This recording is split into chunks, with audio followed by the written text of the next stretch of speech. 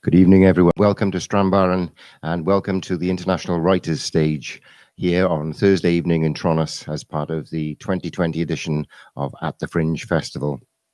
I'm joined on stage this evening by four writers, Saham Jabbar, Lucy Deneen, Alisa Ribalta Guzman, and Elizabeth Torres. And they're going to entertain you this evening. So without any further ado, there has been some ado, I will hand you over to your first reader.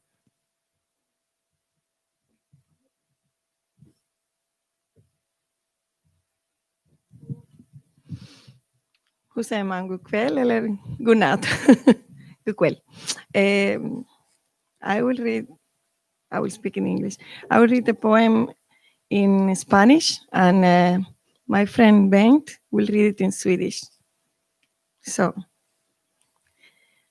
Amarelo. Viste una foto del otoño. Te pareció que allí faltaba algo. Abrimos una revista de moda. Pásame las tijeras. Toma. Recortaríamos a esa muchacha que nunca había visto el otoño. Era tan probable que no lo entendiera. La dejaríamos sola en ese crepitar de hojas bajo los pies. Fue ella quien de repente empezó a sentir que allí seguía faltando algo. ¿Ahora qué hacemos? Recorta un perro, pinta una luna, haz algo. Ya está, un perro. La luna no, que es demasiado. Dejaríamos que caminara así, crepitando bajo los pies las hojas. Nos dio la sensación de que tenía que encontrarse con algo. ¿Alguien? Sí, recortamos. Este tipo tan triste, no, tiene que haber otro. Bueno, este está que se sale de contento. Nos recortaríamos y le saldría al camino. No la mira, está ido, va por ahí cantando. ¿Qué de pájaros? Empújalo un poquito, pega, ahí. Se escapó el perro, ella, qué oronda, ya está. Ahora déjalos darse un beso. Nu ska jag komma med min översättare. Som han översatt själv dikten också. Tack. Amarelo. Du såg ett foto, ett höstlandskap. Du tyckte att någonting fattades där. Fram med modetidningen, hit med saxen, varsågod. Vi skulle klippa ut just den flickan. Hon som aldrig sett hösten. Förmodligen skulle hon inte förstå den. Vi lämnade henne att sjunka ner. Sprakande löv under fötterna. Ensam. Plötsligt kändes hon att just där var det fortfarande någonting som saknades. Så, vad gör vi nu? Klipper ut en hund, målar en måne, gör någonting. Färdigklippt. En hund. Månen? Nej, det blir för mycket. Nu måste hon försöka gå. Under fötterna sprakande löv. Vi fick känslan av att det saknades mer och mer. Någon? Ja, vi klipper. Är den gubben för ledsen? Nej, det måste finnas en annan. Tja, vi tar honom. Han ser sprickfärdigt glad ut. Om vi klipper ut honom hittar han vägen till henne. Han tittar inte, han är helt borta. Han går runt och sjunger. Fåglar. Älvström. Kläm in honom lite, klistra där. Hunden sprang bort. Hon är strålande nu, klar. Nu låter vi dem kyssa varann.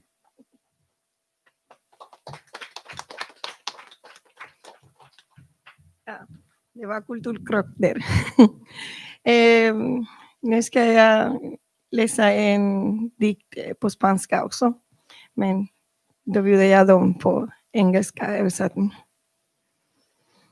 Ja, jag vet inte om det är okej att kommentera lite, men det här är inspirerati ibland upptäcktsresa, kolonisation och mina egna fascinationer om upptäckarnas, också Ellenströmingen. Atravesar tu cuerpo, atravesarlo, como en un viaje de exploración. Rastrear, recolectar, clasificar, documentar. Las 3 pecas del cuello, el olor de la nuca, el surco de la bífida cubierto de lanugo. En un punto llegados a lo más profundo. Ambos descubrir a especie desvalida, tremulante, por extravío de la ruta y ritmo de evolución. Seres mutantes por abandono, sobreviviendo a la catástrofe de toda colonización erógena, el encuentro tardío, el rastro de la huella de una conquista jamás acontecida, y con todo explorador vencido y de regreso hacia sí mismo.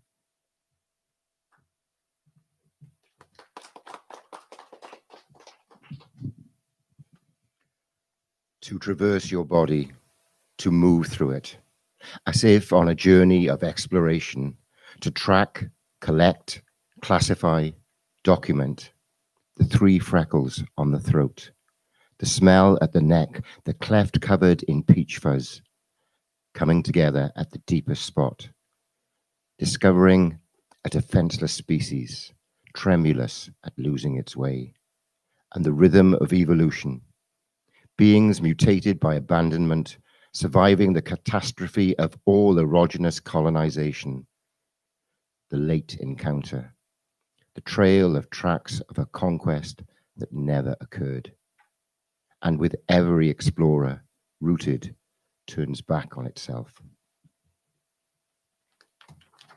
Thank you, Don. Thank you. Now is short poems. As if Basho were in Havana Bay, thinking and enjoying the view. Cujáis de Basho en La Habana. Surco de aves, quién sabe dónde vuela, vida, la semilla. Ruge debajo, ojo cerrado al tiempo, brota manantial. Estela de navío, en obra viva delfines, lejos albatros. Cercena el azul, zumbido de propela, roe obra muerta. Panza de cúbito, supina flamea rota en 2 la luna.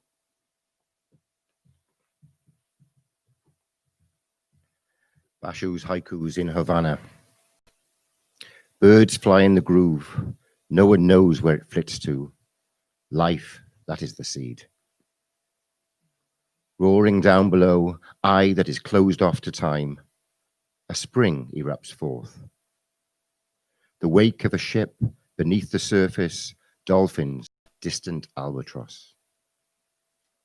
Cutting back the blue, the buzz of such propelling that gnaws overboard. Belly of supine, lying back, the flames splitting the moon into 2. Thank you, thank you. The last poem, and it's also short. Piedra Blanca. Este es un poema para inventar a Ulises, para ponerlo, como siempre, a prueba. Sabe que estoy sentada frente al mar, que oigo cantar a las gaviotas y no vuelve. La última vez nos amamos en este motel sin ventanas de la costa. Este es un poema donde estoy sentada sobre piedras blancas que no lo son. Todos los peces que encallaron aquí perdieron el camino al mar, sedimentados. Sobre los esqueletos de miles de peces se formó la arena blanca de la espera. Ulises, estoy en Piedra Blanca, honda la bahía, junto al mar. ¿Lo recuerdas?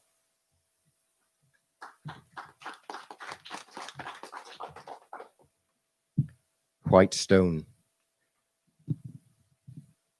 This is a poem to invent Ulysses, to test him, as always. He knows that I sit before the sea, that I hear the seagulls sing, and does not return. Last time we loved each other in this windowless motel on the coast. This is a poem where I sit on white stones that are not. All the fish that ran aground here lost their way back to the sea, were sedimented. Over the skeletons of thousands of fishes formed the white sand of waiting. Ulysses, I am at White Stone. Deep is the bay before the sea. Remember? Thank you.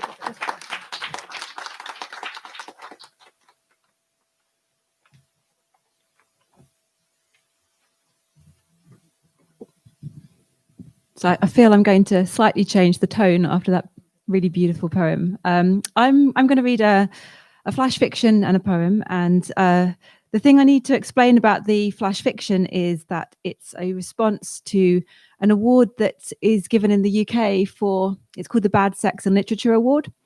And in 2016, it was won by Ben Okri for a paragraph that included the line, "Somewhere in the night, a stray rocket went off."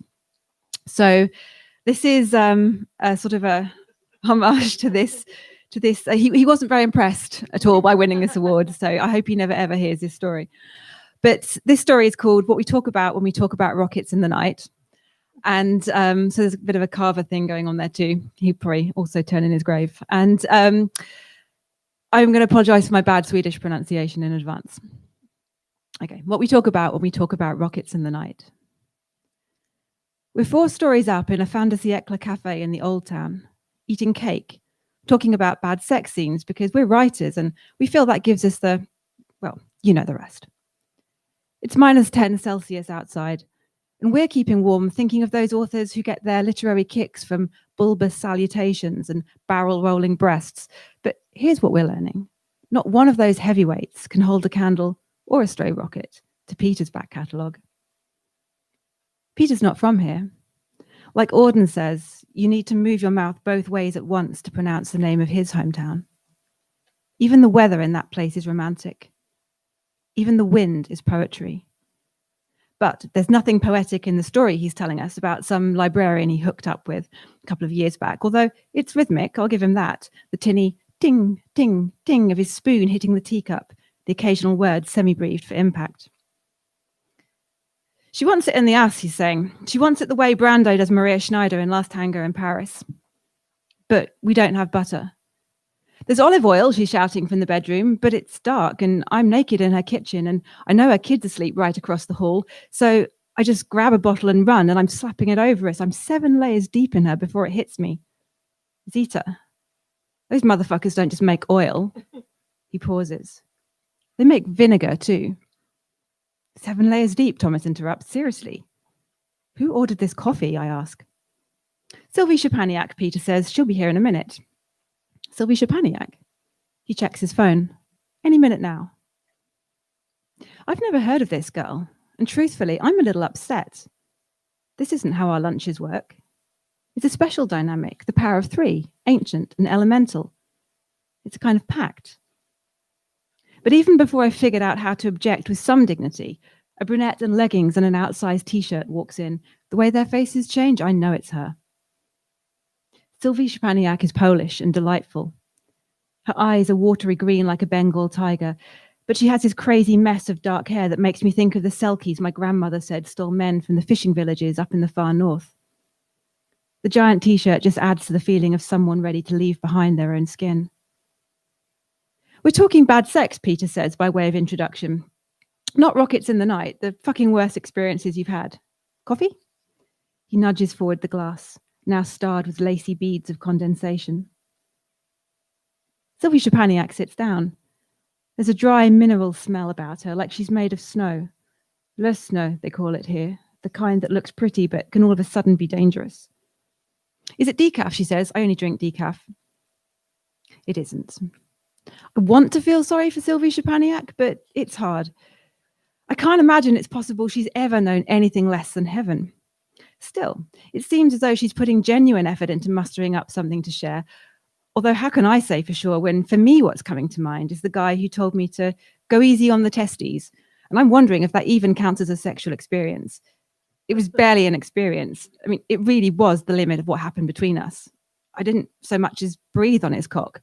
The closest I got was my hands passing above, making a couple of promising sweeps like a magician about to pull a scarf away to reveal a rabbit. Sylvie Chapaniak twists her hair around her finger, shakes her head as if she's trying to dislodge something inside. She finds this whole situation weird. She doesn't show it. The fucking worst, or the worst fucking, she asks. Her eyes close. Max, from I forget where. He liked me to jam carrots up his ass while I, another ass story, Thomas says, but Sylvie Chapaniak gives him the look of a leopard seal advancing down on a fairy penguin. He shuts right up.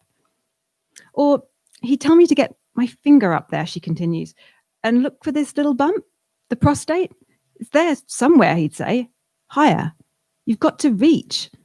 And you know what, Sylvie Chapaniak says? I couldn't ever find it. There was just nowhere left to reach. Is that the measure of a shitty relationship when you're rummaging in a guy's asshole and there isn't anywhere else to go? There's a moment when it seems like any one of us might be about to laugh, but none of us does. It's as if at exactly the same second, we've all realized there is nothing to be said out loud to that. Not in the faded elegance of this place. There are velvet curtains. There's a whole table of superior leaf tea. The kitchen staff clink the silverware, and outside the snow just presses right on down to the street 4 stories below. It's as if we've all fallen clean out of the known universe into a moonlit place where Sylvie Chapaniak's hands stretch up and up in forensic supplication, and we're just floating past like we're pages someone ripped out of a book, and the real world is a faraway picture, an old Polaroid in a box, the snow whipping my hair around like I'm some kind of luminous comet, and I'm bucking my hips like those women who dance taranta to drive out the poison of the wolf spider. I tear my blouse open, I'm shaking as if I have a fever. My breasts are hard as little onions, and I'm rubbing them until they're blood red. I'm crying, praise my face, damn it, praise it. My mouth is overflowing marzipan and cream. And I realize I am looking straight at Sylvie Chapaniak, backlit and gilded from the winter sun at the window.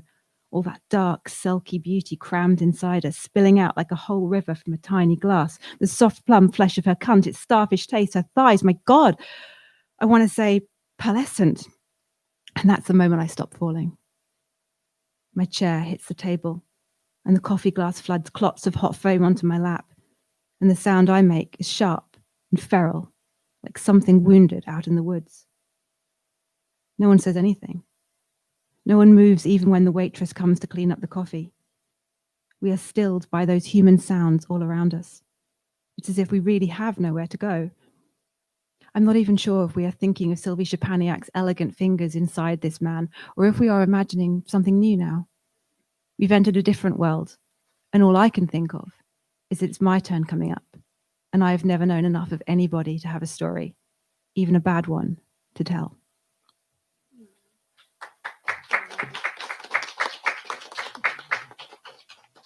This is a slightly different poem now. This is something that I wrote in Tronos 5 years ago.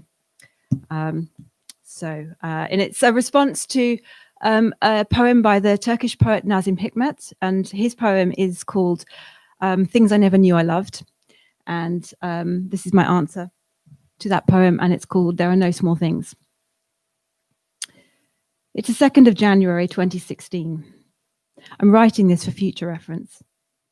It's a small thing, but there will be a time when it seems impossible this date was once the present.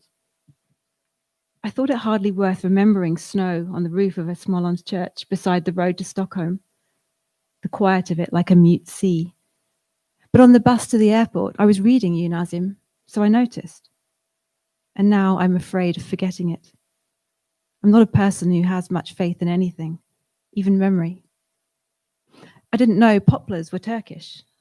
Poplars are the English fens, where I was born, in a city whose cathedral they called a ship. Beyond lines of poplar, I sailed from one waterland into another. I wonder if this is why I sometimes taste salt for no reason.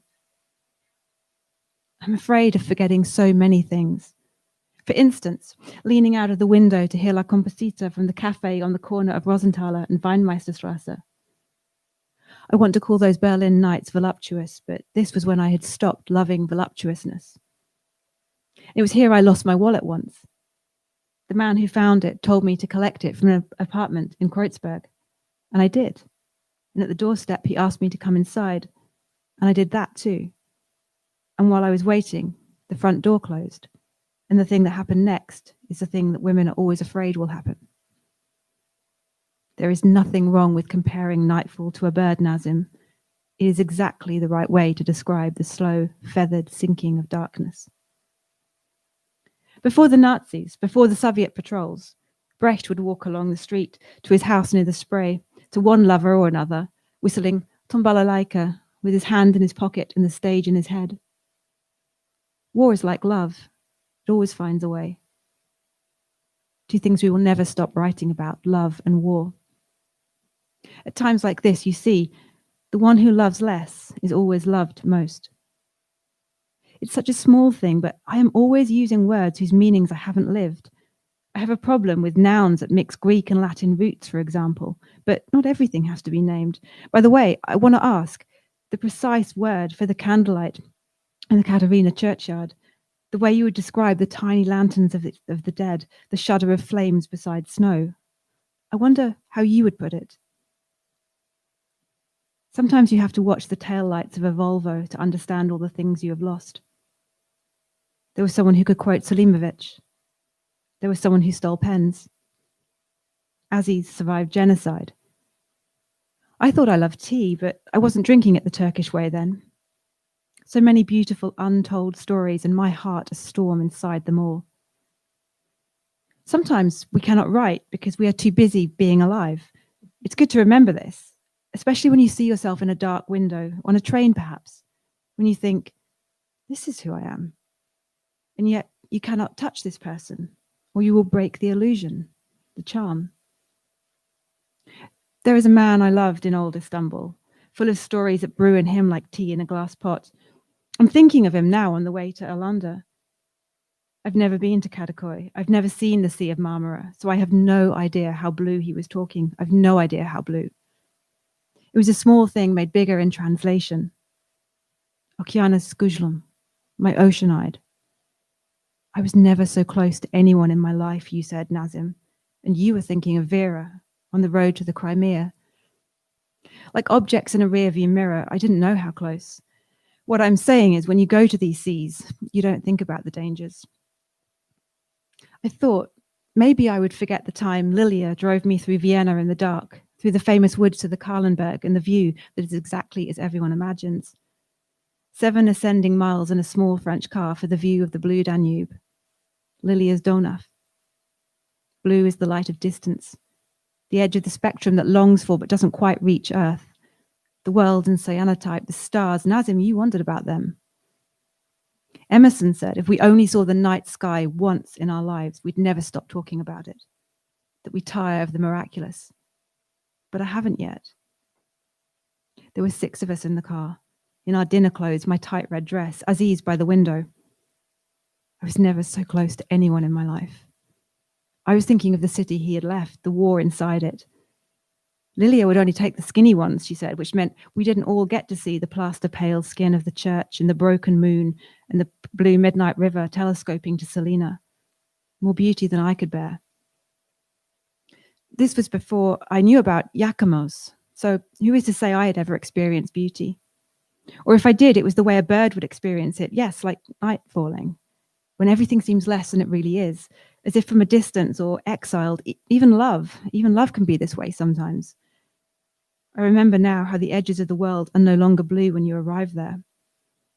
But the most beautiful word in the world translates as the reflection of the full moon on the sea on a bright and cold night without any waves, which proves the most beautiful things are not so far away. Memory, for example, which is only ever the space between things. I was thinking of how even constellations and iambs are things I could have loved, or certain arrangements of notes on a clarinet or a particular use of adverbs. It's impossible to believe anyone could ever get tired of this, but once is never enough. Nazim, it is not enough to know the things you love, to name the stars. You want others to name them too. I'm worn out with desire. It's not a small thing to give a person a book, something large and expanding pushed deep into the dark machinery of the heart. There was a ballerina in New York City who danced for a dying man on New Year's Eve. Each pirouette a sigh for the living world, a waltz into the blue. And when she was asked why would you do this? Such a small thing on this night of all nights, she said, because there are no small things. No thing means nothing. No word is too small, no space in the world too small. There are children spinning through the gyres of the Aegean. The measure of freedom is in what we can run away from. But the borders are closing soon. I arrived too late. And now the snow above Orlando falls heavy, and the planes, the soaring planes like tired birds, have suddenly nowhere to go. Thank you.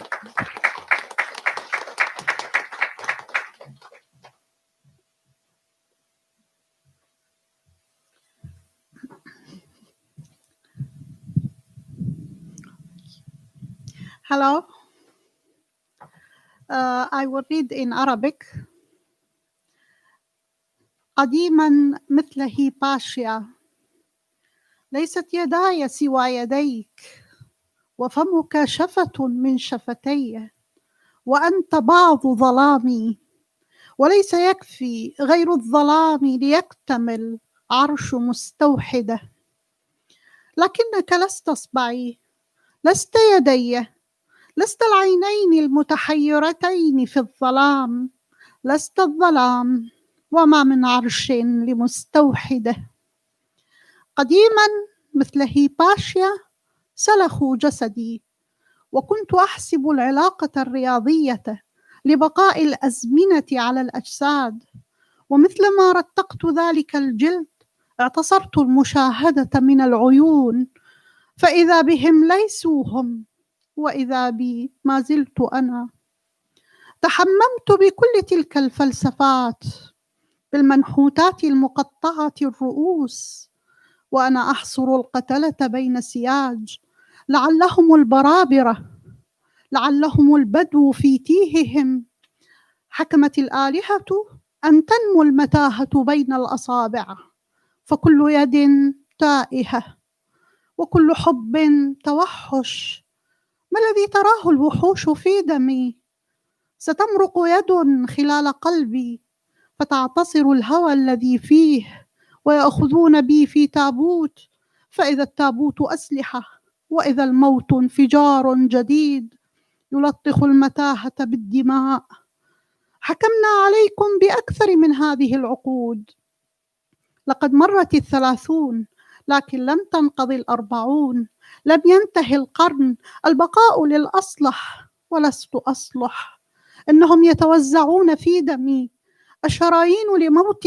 حكيم المخ طعام أبالسة ما زالوا يسكرون وأنت لاهية احقني دمك بالصمت احقني حبك بالصبر ولماذا تفقسين أولادا صومي كلما مرت العقود ازددت انسلاخا والعلاقة الرياضية لا تكتمل إلا بتلاميذ يحفظون هذه الحكمة في القوارير كم أينع الشوك ولم تخرجي من القارورة يا متفتحة هذه القطرات تطفر من أن تكون عطر ورد وكم انتهى ربيع وابتدأ وطن يرقص في المهد ولا ينام يقطع المشيمة ولا يمضي أيها الوطن امضي عن ثراك عن سماك عن نفطك عن ثوبي تخلى وقم كما لو أنك شعب يفر كما لو أنك ابن عاق أمنع عنه الإرث لست إلا مستوحدة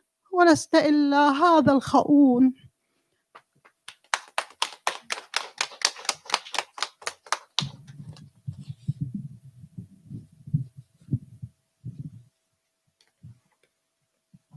Like a pasha in ancient times. My hands are your hands, and your mouth my mouth. You are part of the darkness inside me, the darkness of a lonely woman's throne. Your hands are not my hands, nor your mouth my mouth. You are not the confused eyes in the darkness, nor are you the darkness. There is no throne for a lonely woman. Like a pasha in ancient times, they skinned me as I calculated the mathematical relationship between time and our aging bodies. As I grafted new skin onto me, I squeezed the witness from their sight and found they had changed, though I stayed the same. I bathed in ancient philosophies. Beside beheaded sculptures, I besieged the murderers at the wall. Perhaps they are barbarians or wandering Bedouins. The gods decreed a labyrinth to grow from our fingers as each hand is lost and each love wilderness. What could the beast see in my blood? A hand will close around my heart and squeeze the passion from it. They will seal me in a coffin that becomes a bomb. Death, a new explosion that splatters the labyrinth with blood. You are sentenced to many decades of my repeated sufferings. 30 have passed, not quite 40, though the century has just begun.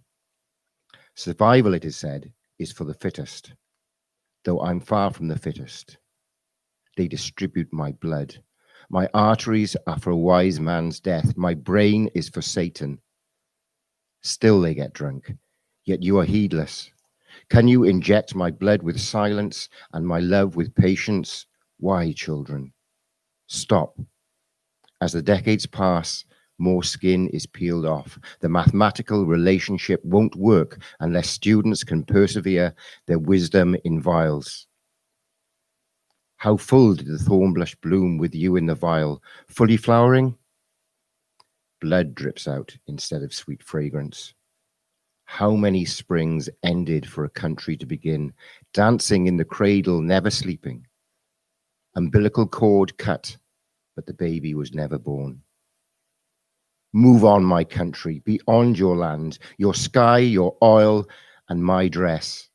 Leave and rise everywhere as if you were a runaway people, as if I gave birth to you, then forgot about you, as if you were an undutiful son. Deprived of my inheritance, I am just a lonely woman, and you are only a traitor.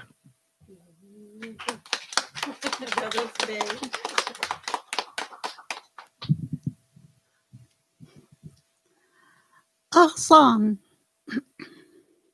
من ثقب في قلبي، من بؤبؤ هارب، من شرنقة التذكر السئمة في جوف رأسي، مني، من رياضات الوصول إلى الجنون وحقائب السؤال القديمة في تطلع هذه الرأس الصغيرة ورميها الأرحام عنها، من جسد عميق، من أب كنته ثم انتثرت علقة أطاردها ونقطة ليست تدرك.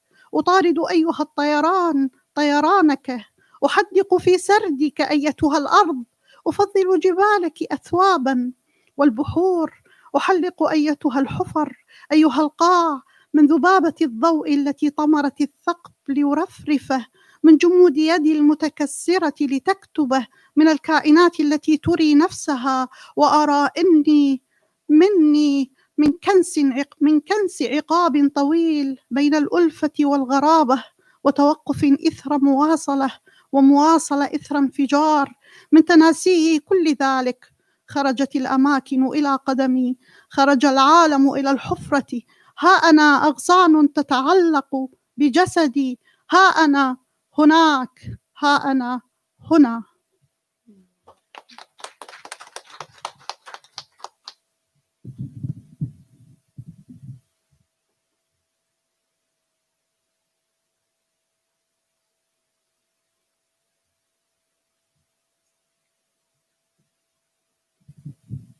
Branches.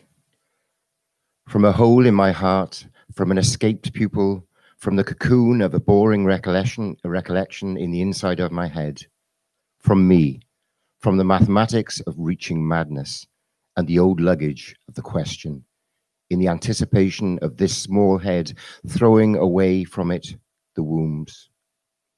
A deep body from a father I used to be, then I was fragmented, a fetus I chase, an unreachable dot. Oh, flying, I chase your flight. I stare at your narration, O earth. From your mountains and seas, I cut out gowns. O pits, I fly. O bottom floor, from the firefly that had buried the hole, so it flutters from the stiffness of my broken hand. So it writes, from the creatures that show themselves, I show myself, part of me.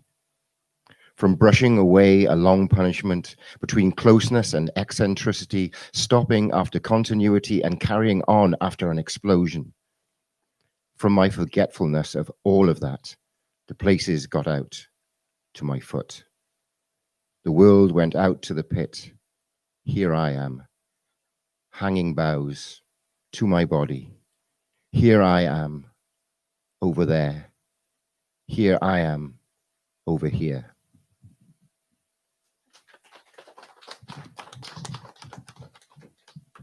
Thank you for your reading. Thank you very much. This poem I have translation in Swedish. إلى بغداد، إلى أمي، أقول أنك لا تعبر النهر مرتين وأنا أعبره ولا أصل. بغداد نائمة على جنحي سحابة، ليست تصحو، ليست تمطر. أقول أنك لم تسرق نارها، وبروميثيوس يقسم للنار فخاخا. علمك العلوي يحدق بجميلة نائمة، عالمي السفلي يجر حديد سلاسلها، بينهما إعلان أني لست صالحا للمرور. لست صالحا أخي السفلي، أبوابك تحرسها التنانين، تفتش في جيوبك عن سر لم تذعه، تفتش في عقلك عن جنون تبتكره، تفتش في قلبك عن حب ستهرب به قبل أن تقتل. وأنا أدمدم أحبك يا جميلة، قبلة للنائمة كي تستيقظ، فراشة على العينين لتحلم بي، عذوق تمر تتأرجح للشفاه. إنك لا تعبر النهر مرتين، وبغداد تنتظر مني أن أصل. Thank you very much. This is the Swedish translate. Thank you.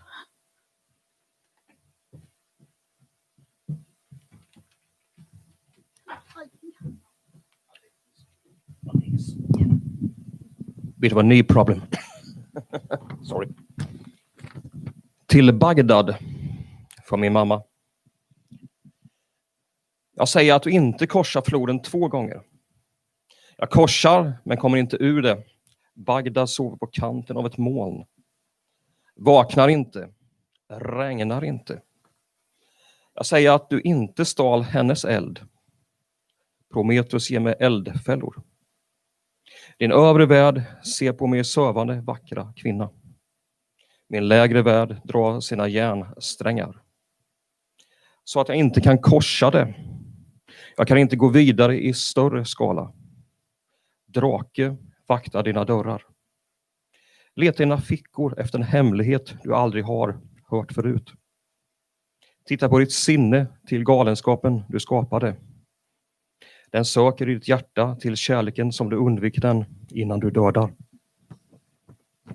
Jag säger med låg röst, jag älskar dig min vackra kiss, den vackra kvinnan som sover för att vakna. Fjäril på ögonen för att drömma på mig. Paradisfrukt dinglar mot läpparna. Du korsar inte floden 2 gånger och Bagdad väntar på att jag ska komma in.